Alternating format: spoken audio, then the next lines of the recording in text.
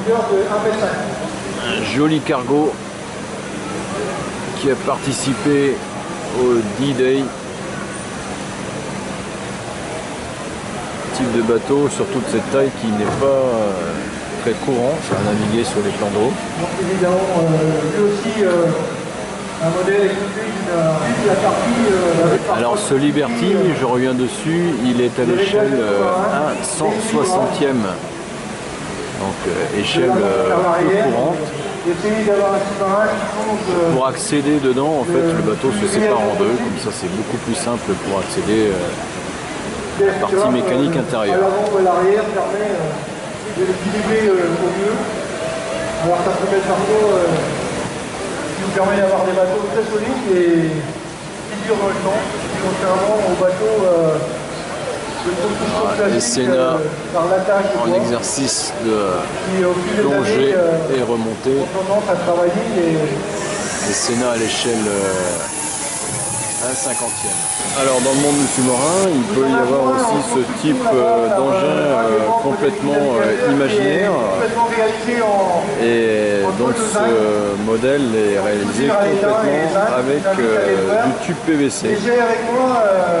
Voilà. Donc ça paraît simple, bon, après il faut toute la partie mécanique et pour le faire plonger, mais le concept est original. Alors une autre construction originale réalisée par le même constructeur du sous-marin en PVC. Donc c'est un poisson imaginaire. On aura l'occasion de voir certainement en navigation après le déjeuner. Différents systèmes de plongée. Actuellement, un sous-marin lui également totalement imaginaire.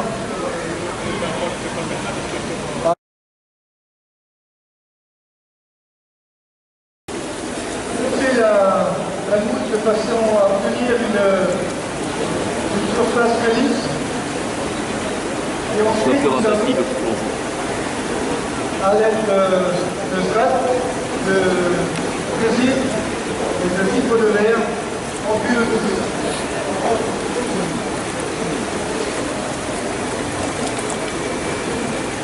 Alors l'intérieur évidemment c'est fait et réduit.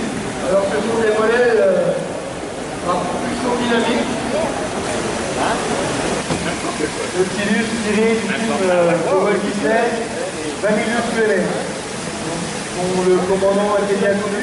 C'était un gris et plutôt beige, puisqu'il n'a pas encore sa couleur définitive. Et pour ceux à savoir travailler les plans, alors ça c'est au cas où le sous-marin plonge et remonte pas. Il a sa bouée de sauvetage. En fait c'est le restant du cuivre du vin rouge de ce midi. Voilà. Original. Je vais recoller, je pense que ça va aller. La galère. Ah, c'est la galère. Maintenant, on va créer des soucis, c'est là. Alors, c'est dans quelle heure qu'il faut faire? Il faut allumer d'abord le cerveau, je crois. Hein. Voilà, donc l'appareillage de l'Algérie qu'on a vu tout à l'heure. Donc il n'y a qu'un hélice, mais en fait il n'y en a que deux d'opérationnels, puisque sinon avec 4 hélices ce serait beaucoup trop puissant en modèle réduit, donc trop rapide, donc incohérent en vitesse. Des modèles de couleurs différentes, jaune, blanc, vert, ce sont en général des modèles de sous-marins d'exploration.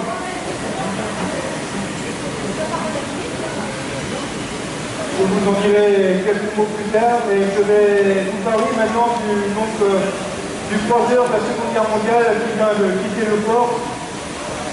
Le croiseur Algérie de la Seconde Guerre mondiale.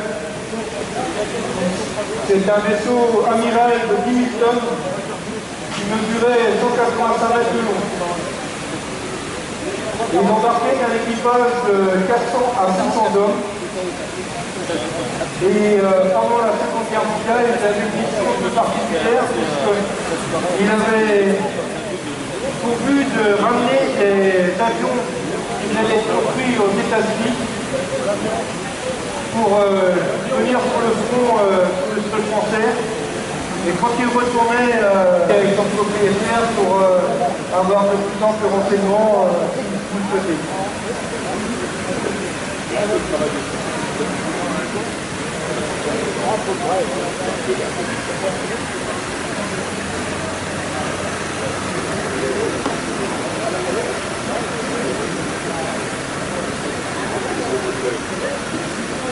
Alors certains des sous-mariniers donc il y a une série de 7 bateaux qui naviguent ou qui sont en phase de construction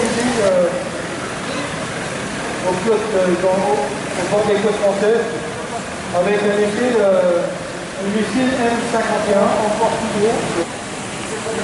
Alors il y a le rubis de l'autre côté. Alors, première mise à l'eau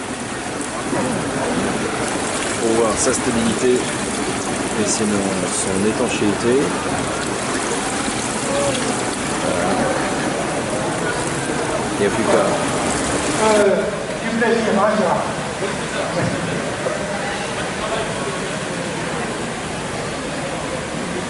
Donc à mon avis, Sous-marin de la guerre de sécession. Il a fallu quand même, il me semble,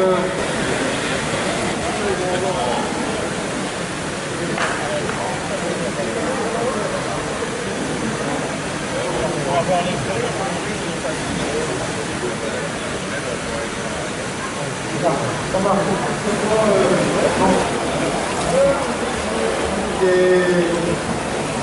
Des choses de la détournées de leur fonction initiale. Des bons lacs qui quand même y avoir.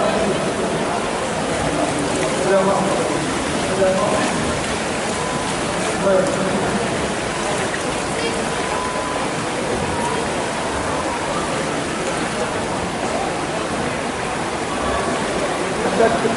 Exposant.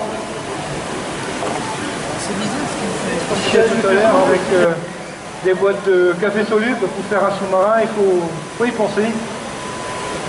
Hein, 2-3 soudures, c'est bon.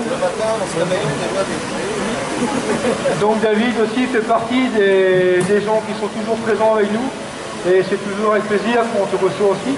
Donc une nouvelle fois un petit présent pour te remercier de ta venue et puis à l'année prochaine. Hein.